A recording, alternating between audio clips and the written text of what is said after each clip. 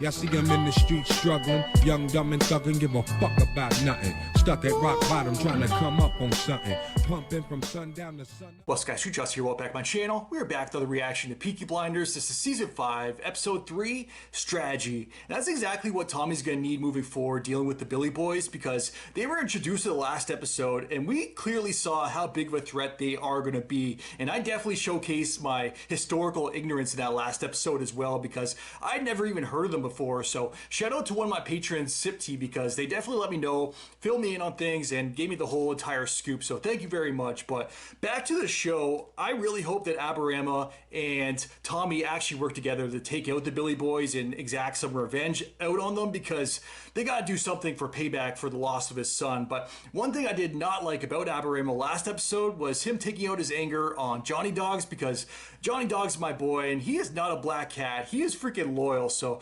yeah, I'm sure that Tommy will come up with something, because there is a final season coming up, so he's got to make it there, right? But yeah, if you guys are looking for my full reactions to the show, the link to my Patreon is down in the description below. You can already subscribe to the channel. Now's a very good time to click that button down below. Smash the like button while you're there. With that said, let's jump right in. Let's check it out. Let's go. Good morning, sisters. Good morning. We don't smoke in here. Well, I fucking do. Nor do we use language. Nor do we find fault in the innocent. But you do. You fucking do. Ooh. May I ask what this meeting is about? The Grey Shelby Foundation is the biggest single source of funding for this charitable institution. That is God, and that of the Peaky Blinders. And we have heard terrible things. Mr. Shelby, your own sins are legend. Our sins against the beating of children with bricks. Our sins You don't fuck with kids. against the black child who had that nun's gonna get high. temper. Gonna go right to heaven. I do not see how. Put them on your face. Or it'll be your eyes that are broken. Look at me! Funding withdrawn. All children to be taken into our own institutions. You have no say in where the children... If I come for you, I will wear high heels so you can hear my approach on the cobblestones and have time to repent. Holy shit. Literally. Happy birthday, Paul. Billy, what's some beer, eh? Happy birthday, Paulie. Tommy, I have to take Gina to the hospital today. The man we're going to speak to in London is establishing a relationship with Jimmy McCallum, so cancel your appointments, and Ida can take Gina to the hospital. That's what women do. Damn, he's really giving him a hard time. Polly, I go to the hospital and speak to Aberama Gold. You tell him there is a strategy in place to avenge the death of his son. Good. Tommy, I'm 45 years old today. 45 years old and still breaking hearts, eh? Yeah. To Polly. Polly guy. Polly. Michael, turn the Bentley around. We're trying to catch. Don't forget to wipe that shit off your shoes, eh? Damn. Threw the rag right at him. The man we're about to meet is the Minister for the Duchy of Lancaster. He is also Deputy to the Chancellor of the Exchequer. Damn, big time. We've both met bad men before. The man we're about to meet is the devil.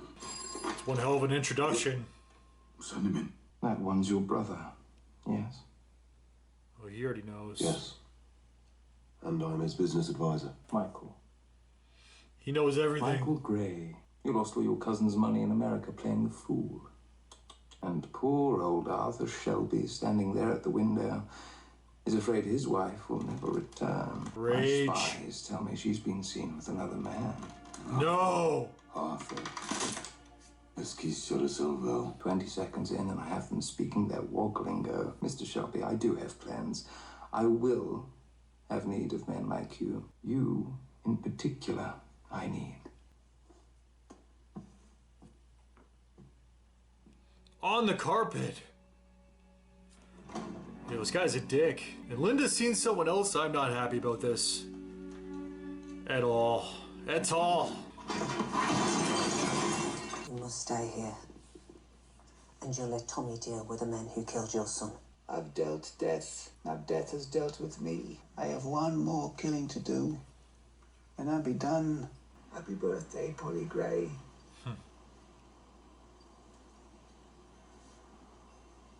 I kind of like them together more than her and the painter.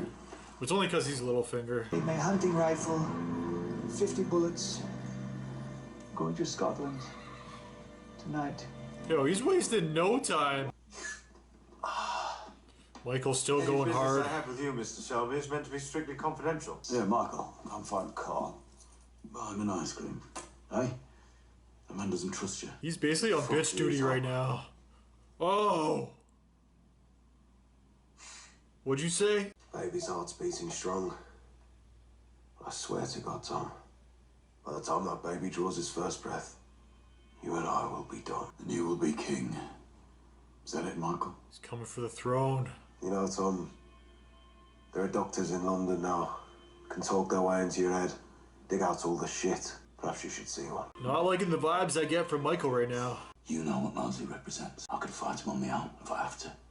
Or I could join his organisation and undermine him on behalf of the king. That works You too. make a decision. That's probably the smarter plan. He's gonna help. I suppose there are a few things I can do on my own initiative. There you go. Happy or sad, Thomas? I warn you, I'll break your heart. This better be Linda. Saying she's coming home. Arthur, Linda was here today. I just want to talk to her, that's all. Arthur, listen. First, She won't even talk to I want him? you to go to Scotland and bring back Abraham Gold. Then we'll go and we'll find Linda. I'll stay there all night if I have to. I won't go nowhere. Not Scotland. Till you tell me what it is you know. He should at least wait till he's sober. Otherwise, this is not gonna go well at all. I'm looking for Linda Shelby. You know her? If you're her husband, she doesn't want to talk to you. Wrong thing to say. It's you. That didn't take long. Yeah, as soon as they went for the eyes, I'd be like, nope. Ugh.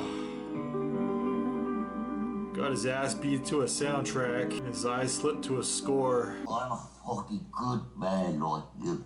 Look at him like acknowledging his work though, still so close. There's good in my heart. There's good in my heart. These hands belong to the devil.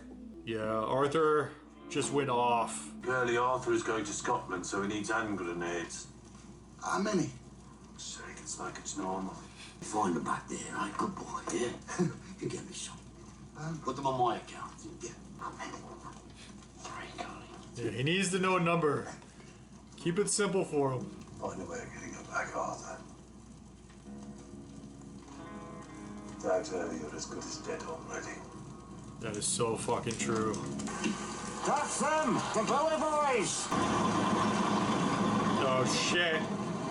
He was there waiting. Gentlemen, you've just crossed the border into the county of East Toe Cross. My own boys will be taking off from here. We will be needing your tools, your tar, and your transportation. Fucking bullies. Gypsies. Bully boys. Easily. I have the keys to the truck. He's egging him on.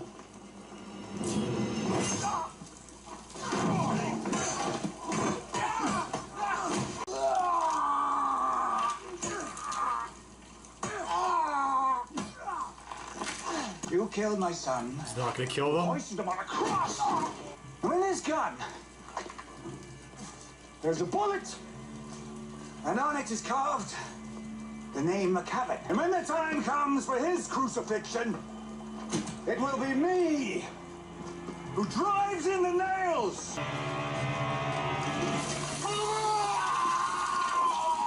Holy shit.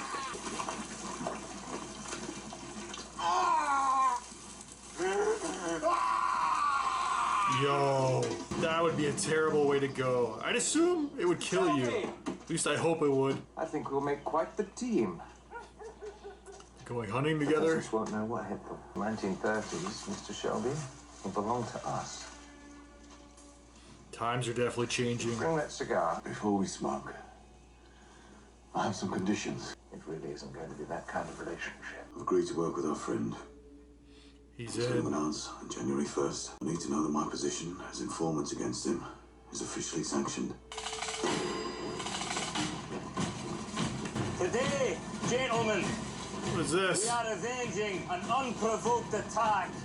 on members of our organization. He's like got a bounty on his head. Morning, Mr. Gold. We got 2 minutes to get out of here. We are officers of the East Lanarkshire Special Constabulary.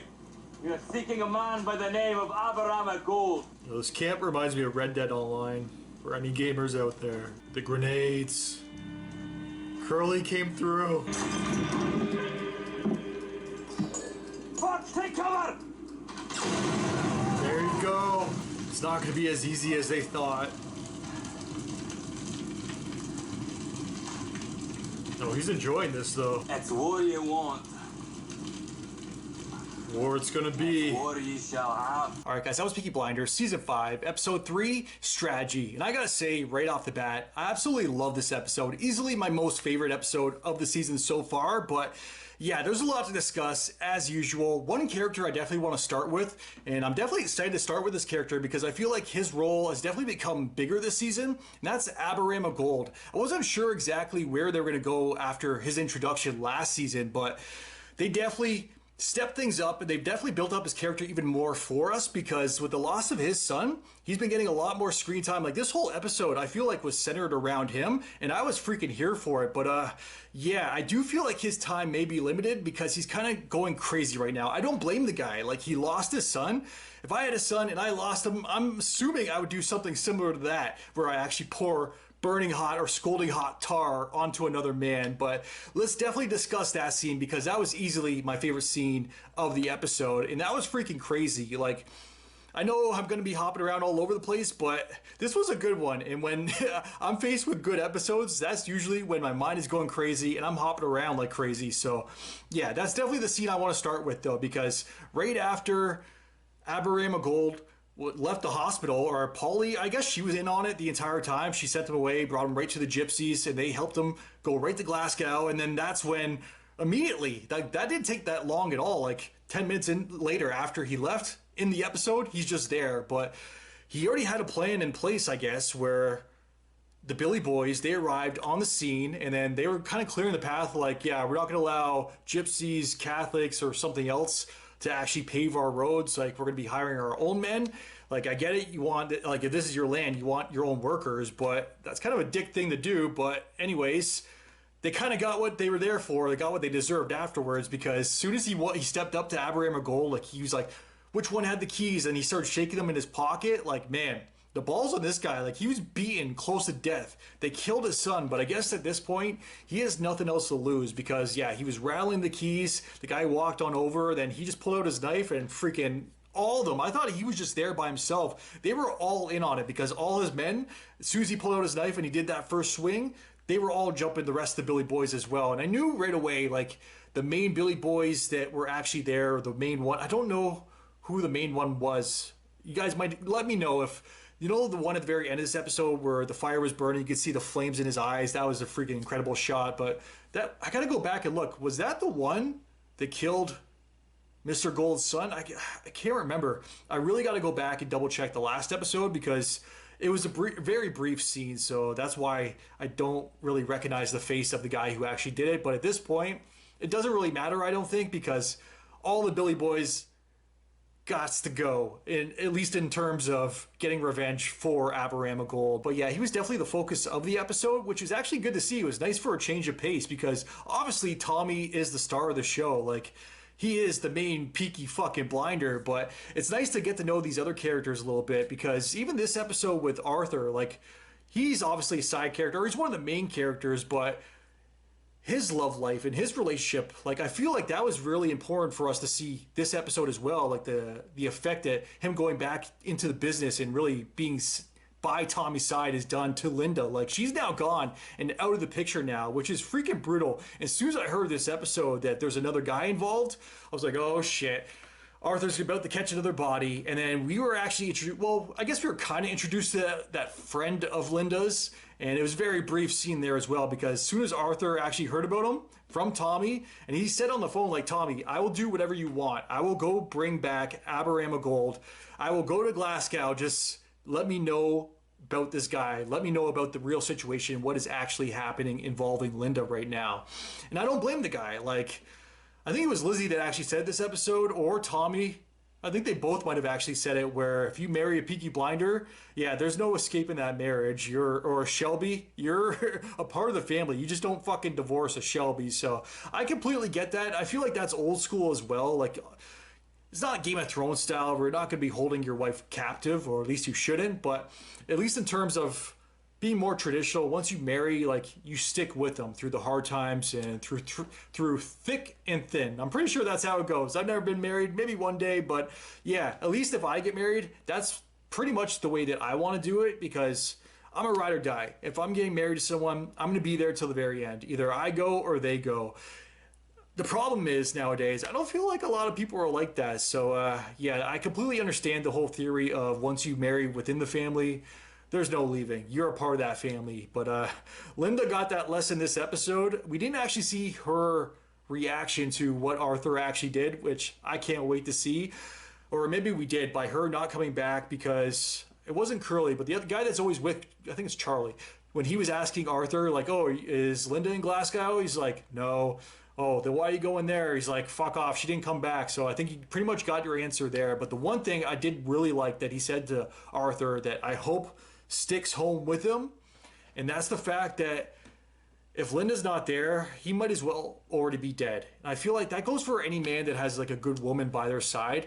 Without them by their side, like once they've come into your life and they leave, man, you're like a shell of your former self. So I completely understand that sentiment. And it's rough to see. I really hope that he does get her back. I feel like that's now going to be like Arthur's arc for this season, and I am freaking here for it. Hopefully, I don't want to see Linda cheat. Like, obviously, Arthur has cheated before on Linda since she's been introduced. I think it was back in season 3, actually, with the Russians. But if I'm being honest, I feel like he kind of had to do it. Like, I know that's not a good thing to say, but going back to season 3, like, Tommy and John at the time, like, they kind of pushed him into it. Like, he had to do his part for the family. So he kind of had to take one for the team. But I feel like for the most part, he's always been loyal. So I do hope that Linda stays loyal to him as well. But yeah, I'm intrigued. I'm definitely here for the relationship. It's crazy to sound, but I definitely care about the relationship because I care about the characters so much. When a show can make you do that, I feel like that's when you know you got a good show on your hands. But yeah, Aberama Gold, he was definitely the star of the show. That whole tar scene, man, that was freaking crazy. I don't know if I've ever seen anything like that. The only thing that came to my head similar to that, going back to Game of Thrones, was season 1 Game of Thrones, when, I don't want to say spoilers, but a certain character gets an entire boiling pot poured on them. So yeah, it was pretty brutal to see. I wasn't sure if it was going to be like a death,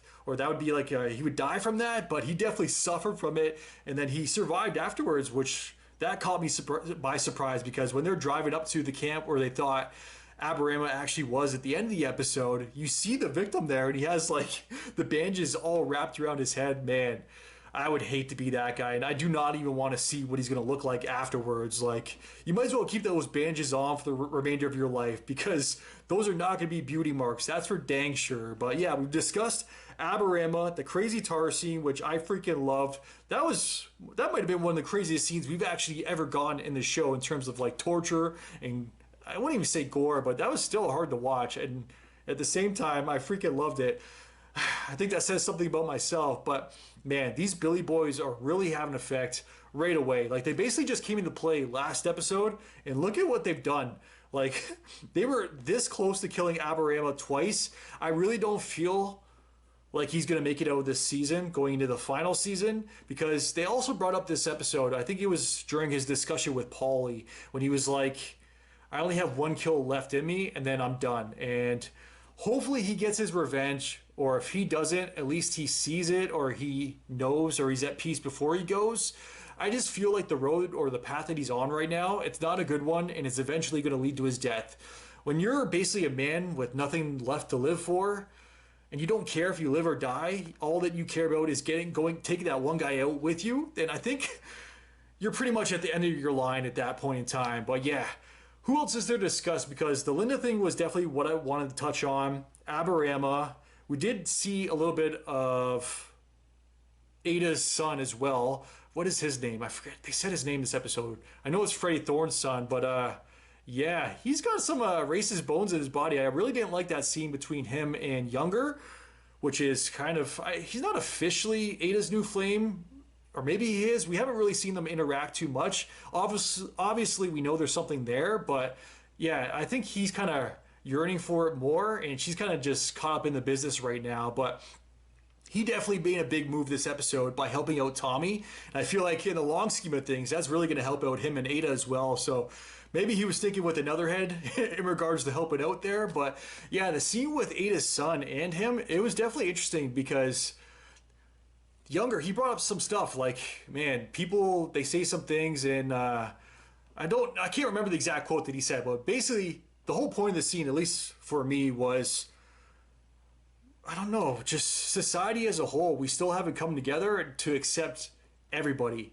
And it shows like that. We're dealing with like the 1920s here, and even now in the 2020s here, I think that's the year 2021 that we're currently in, like, it just shows not a lot of things have changed, or as much as things have changed, like we have all the technology in the world, things necessarily haven't changed for the better. Like, yeah, it's not the Wild Wild West anymore. We don't have gangsters in the streets. They're still gangsters, but it's just not the same as before. Like we live in a society, you know that quote, that meme there, but we live in a society where not everybody is accepted, and I don't know if I'm going to see that in my lifetime.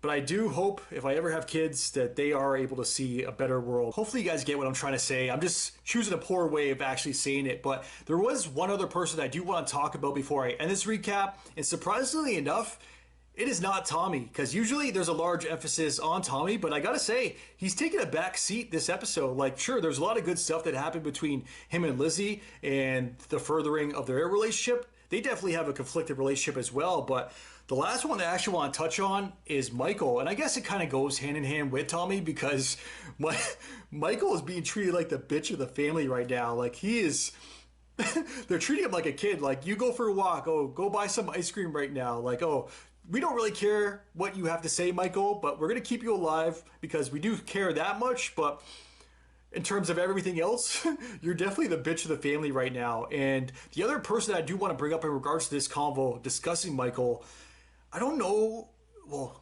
Gina basically showed that she has another plan in place right now for Michael and her wanting to go back to America, which is pretty crazy because I feel like she's going to do whatever it takes to get her and her family back there. But I guess part of Michael's plan is to bring Polly back with them. The way I was always looking at it, as at least for me, as a fitting end to Polly's story, is for her and Michael to kind of sail off to Australia like it was brought up last season. I don't know if we're going to get that happy ending, but I'm going to keep bringing it up because it's something that I'm really hoping for in regards to Polly, and just a happy ending for her. But I really don't know if she's going to get a happy ending either, because she's pretty involved in the business right now. Like, she's pure Tommy's right-hand man. Like, you have Arthur, Polly, and Ada's really stepped up as well. But I really hope she does get the happy ending. The only thing is that concerns me, and I brought this up before, is the fact that the actress that plays her has passed away. So I don't know what they're going to do in terms of the story. They might have had to write her out and maybe not even give her the happy ending that they originally were going to give her.